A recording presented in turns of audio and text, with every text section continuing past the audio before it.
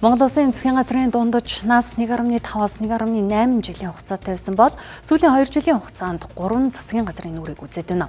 Түүнчлэн засгийн газар ойр ойрхон солигдохын хэрээр сайдын албан тушаалд томилогдох улс төрчдийн тооч өссөн.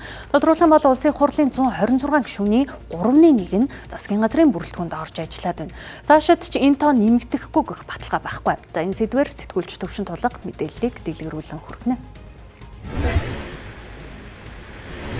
За энэ TV үзэгч та бүхэнд улсын хурлын 126 гишүүнээс өнгөрсөн 2 жилийн хугацаанд хичнээн гишүүн өнөөдөр сайдын албан тушаалыг хашваа гэдэг мэдээллийг хүргэж байна. За тэгэхээр 2024 оны 7 сард буюу сонгуулийн дараа байгуулагдсан оюутны засгийн газар нийтдээ 16 яамтай 23 сайттай ажиллаж байсан.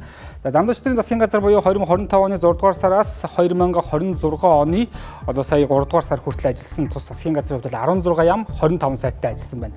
За учирлын хувьд 16 яам 20 сайтыг бол өнгөрсөн бямгаргийн шөнө бол томилсон байгаа.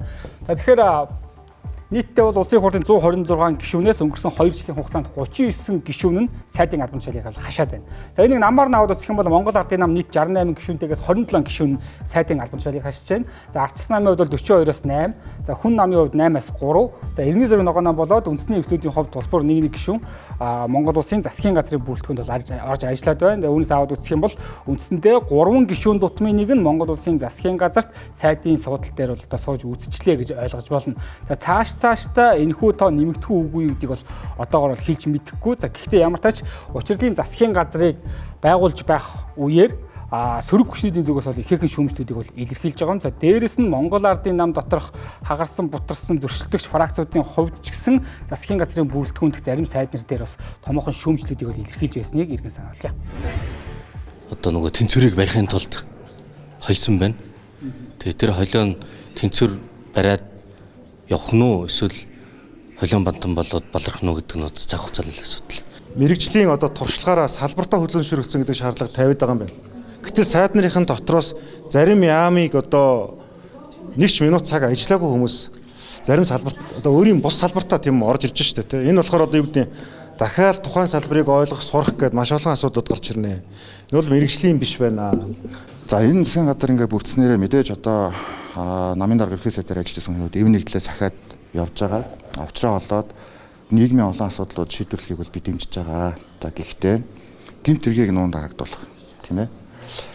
За энэ дунд одоо жишээлбэл энэ парламентын бүр эрхтэй холбоотой ямар нэгэн асуудал төр хууль дааныг бол би огт дэмжихгүй. Энэ дээр бол би өөрийн хувьд хатуу зарчмын байр сууриа цааш барьсаар болно гэдгээс илэрхийлье гэж бодож байна. Засгийн газрын хэрэглэх газрын даргаараа одоо би энэхүү хэрэгжийн хүнийг авч байгаад бол зүгээр миний хувьд харамсаж байгаа. Гэхдээ энэ бол өөрийнх нь эрхийн асуудал. Зандан шитэр би энэхүү хоёроор хөлөө боолгоод бүдэрч унсан бол энэ удаа одоо энэ худал мэдээлэл тараадаг энэ хорт могоогоор учрал ерхийсэд хоолоогоо болгож байна гэж би харж байна. За өдөрч та бүхэн түрүү хэлсэнчлэн 3 гишүүн дутмын нэг нь өнөөдөр засгийн газрын бүрэлдэхүүндээ ер нь бол сайдын албан тушаалыг хашчихад байна. За энэ дотроос аваад үзэх юм бол мэдээж олон удаа олон засгийн газарт сайдын албан тушаалыг хашиж байгаа хүмүүс бол би тодруулах юм бол өнгөрсөн 2 жилийн хугацаанд 3 засгийн газарт ажилласан нийт 6 гишүүн байна. За 2 сонгогдсон буюу одоо 2 засгийн газрын нүрийг үтсэн нийт 10 сайд байна.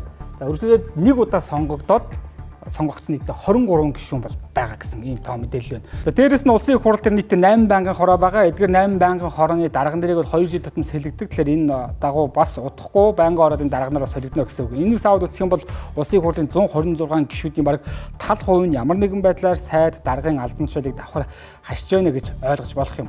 За цаашдаа засгийн газрын бүрэлдэхүүнд орж ажиллах гишүүдэн тоо нэмэгдэхгүй үгүй юу гэдгийг Монгол Улсын 35 дахь ерөнхий сайд учирлын засгийн газрын хэр тогтвортой байхаас шалтгаална гэсэн үг. За дахиад 2028 оны улсын хурлын сонгуул бол 2 жилийн хугацаа байна. Энэ хугацаанд хэрвээ Монгол Ардын нам дотроо эв нэгдлээ хангаж чадахгүй бол засгийн газраа дахин огцруулах дахиад л шинэ сайд нарын томилгоо хийгдэх асуудал сөхөгднө гэсэн үг. Монгол Ардын намын байгуулсан энэ засгийн газар бүрэн эрхийнхээ хугацаанд ажиллаж чадах болов үгүй болов өтер гэж эргэлзэх хэрэггүй. Бүрэн эрхийнхээ хугацаанд бүрэн ажиллана. Тогтвортой ажиллана. Үүнийг нь улсын хурал дахь намын бүлэг баталгаатай, тогтвортой бүх талаар дэмжиж ажиллах болно. Зэрхүүрч Монгол Ардын намын бүлгийн даргын хэлсэнчлэн үнэхээр Монгол Ардын нам эв нэгдлээ хангаж сөрөг хүчин болох ардчсан намын 42 кнопын ямар ч акцийг давж чадах үгүй юудыг бид ирээдүйд харах үлдэж байна. За хэдийгээр бүлгийн дарга нь одоогоор бол бүх эв нэгдлээ хангасан асуудал дахиж тарихгүй гэдэг илэрхийлж байгаа ч өнөөдөр улс төр дахь фракцуудын эрх ашиг хэрхэн хөдөлгөөс засгийн газрын суурь бүрэн хамаарах юм а.